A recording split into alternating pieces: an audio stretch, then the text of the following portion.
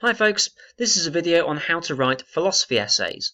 Now it's not just philosophy essays, other essays can be written in this way as well, but I'm speaking particularly from the perspective of the OCR, Religious Studies A-Level, which begins in 2016.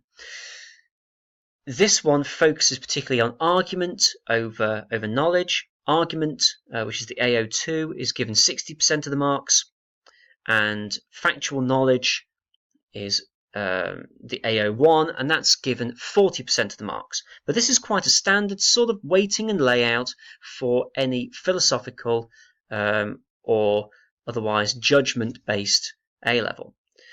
So we're going to look at how to make the most of those marks, how to get a good essay going from that structure. And we're going to consider introductions, paragraphs, and conclusions, as well as the skills that are required in order to construct it. And we'll be using an example, a very basic example, in order to illustrate this. The skills that you need to show in these essays are description, explanation, understanding, comparison, and evaluation. The AO1 marks, the factual content knowledge, are 40% of the overall answer, and therefore when it comes to description, explanation, and understanding, which are all mainly factual based, that needs to be relatively small. That needs to be 40% of your marks.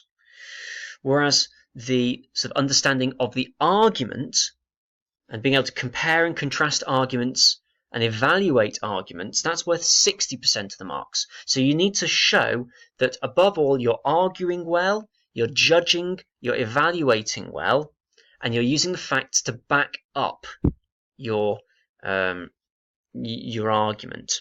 The other video that I've done on AO1 versus AO2 planning will explain this in more detail. When it comes to making these arguments, though, we're going to assess the argument that the sky is either blue because of the scientific observation that the sun's rays are refracted in the atmosphere, which Gillian says, or Gerald's argument that the sky is blue because God painted it onto the sky. So first off, we need to assess the argument. We need to work out the strengths and weaknesses of each argument. This is before we've even started writing it. See the AO1, AO2 video in order to get this in more detail. But this is before we've even started writing. We look at the strengths and weaknesses of each argument. Gillian suggests that the sky is blue because of the refraction of the sun's rays. This is scientifically proven and it's believable. The weakness is, though, that we need to take experts' word for it because we can't prove it ourselves unless we're scientists. Now, Gerald's argument is that the sky is painted on. This is an easy argument to understand, has a simple explanation, but it's very reliant on God's existence and it's not very believable.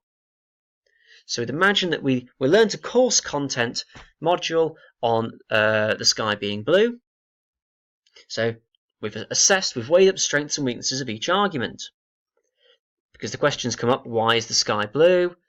We want to give both arguments. Then we need to evaluate it. So we've come up with the strengths and the weaknesses. An evaluation is creating a conclusion as to how far an idea can be accepted.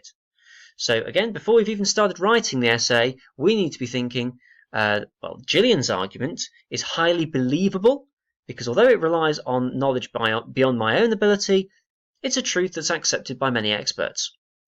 Gerald, however, has got a poor argument. Even though it's easy to understand, it has no bearing in the complex nature of reality. So we've worked all that out. Now let's start thinking about how to write an essay on it. We've assessed the points, we've evaluated the points. Let's get going. Introduction. Now the introduction is your first impression to the examiner, and when you meet someone you make your first impression in 9 seconds. And the essay is exactly the same. Are they going to think, yes, this person knows what they're talking about, or are they going to think this is complete nonsense? You want them to think the former, that you know what you're talking about. So you need to give them definitions.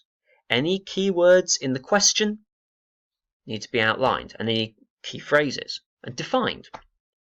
Then give options. What are the different arguments that are available to you? The outcome that you want to take is what position do you want to take by the end? Which side of the argument are you taking? It's very important that you pick this now, because if you're going to create an argument-driven answer, you need to build a skeleton, an argument skeleton to fit your facts onto. If you know your outcome by the end, then you'll be able to build that skeleton. It's like another example is like building a building. You build the scaffolding up, but you know what the building's going to look like by the time you finish. And that's what the outcome's there for.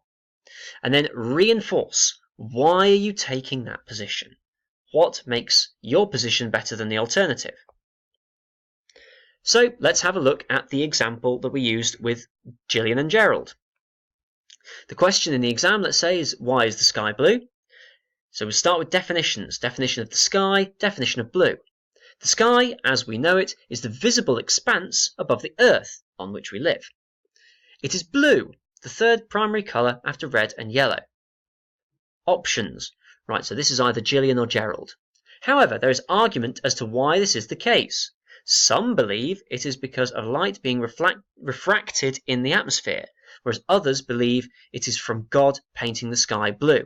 Now, we could do better and say Gillian believes it is because light is refracted. Gerald believes it is from God painting the sky blue. If you say some believe, it tends to look a bit juvenile, looks a bit vague. So this intro could be better. Outcome. I support the belief that light refraction causes the sky to be blue.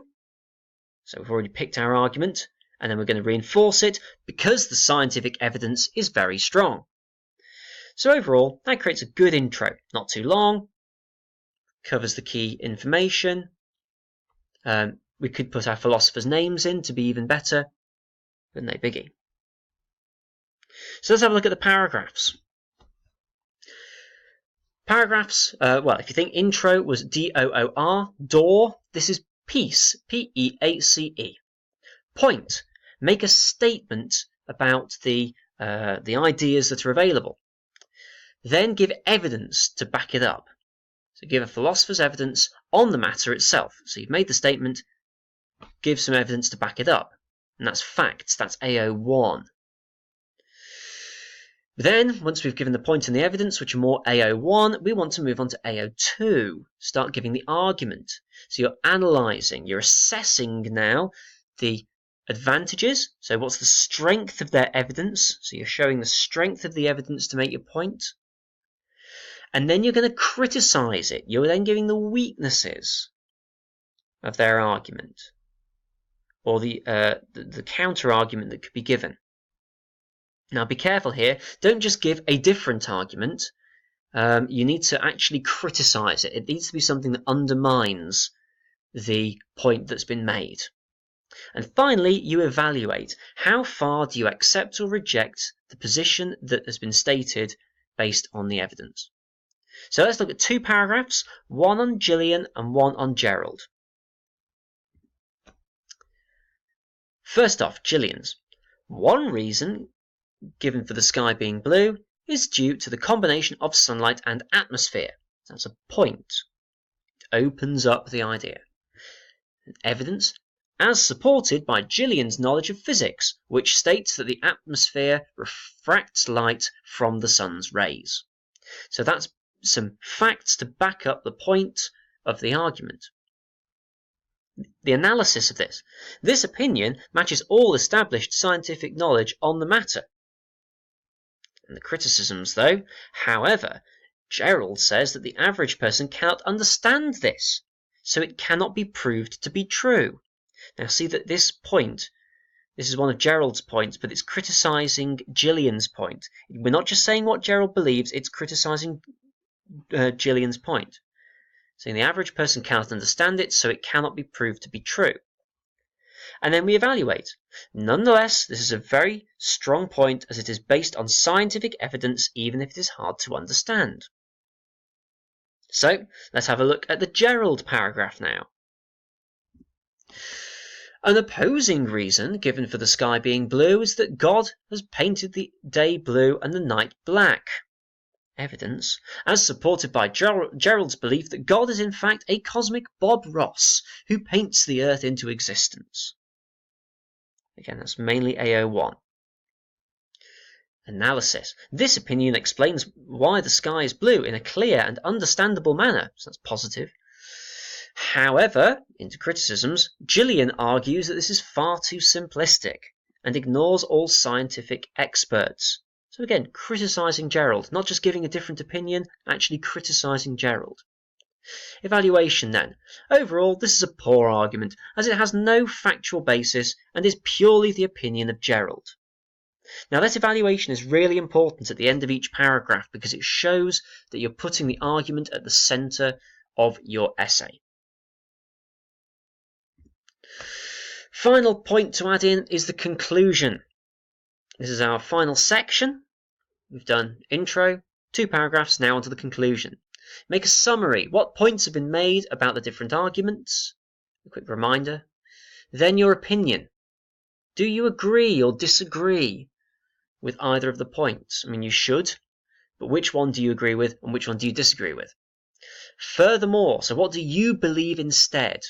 This is a chance for you to show a bit of your own original knowledge. And then finish with a flair, finish with a triumphant ending line, a really strong thing, so that when the examiner finishes reading, they go, yeah, that was good. So let's conclude our sky being blue essay. Summary.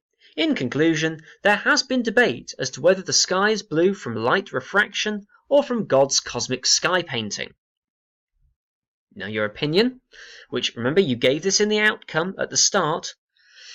I believe that the argument for light refraction is much stronger as it is based on science, unlike the cosmic painting theory. Now, this is one of the very few places where you put in your own opinion. You only put your own opinion into the conclusion and the introduction, never into the paragraphs. So at this point, you can, because you're only acting as a judge within the paragraphs, but now you can say, I believe this. So that's your opinion. Now let's reinforce it. Furthermore, the argument has failed to examine whether we all perceive the same colour when we call the sky blue, or whether we are seeing different colours which we agree to be called blue.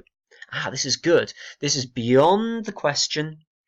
We're now into something original, reinforcing the overall philosophical question. We're building upon it. And then a triumphant ending line. Maybe the question should instead be, whose sky is blue? Rather than why is the sky blue? So that last bit is a chance to show your original thought, which is a very important thing to do in these essays. So overall, this video has looked at how to lay out paragraphs and how to give an intro at the start, paragraphs in the middle, and a conclusion at the end. It is important you put the argument at the middle of your essay writing, but the facts are very important too. This is where a glossary sheet is very important. Get the key terms in, get the key information in, but add it on like sort of flesh around the bones of an argument. The argument has got to come first. So thanks for watching. If you've got any questions, then of course ask me. Otherwise, see you next time.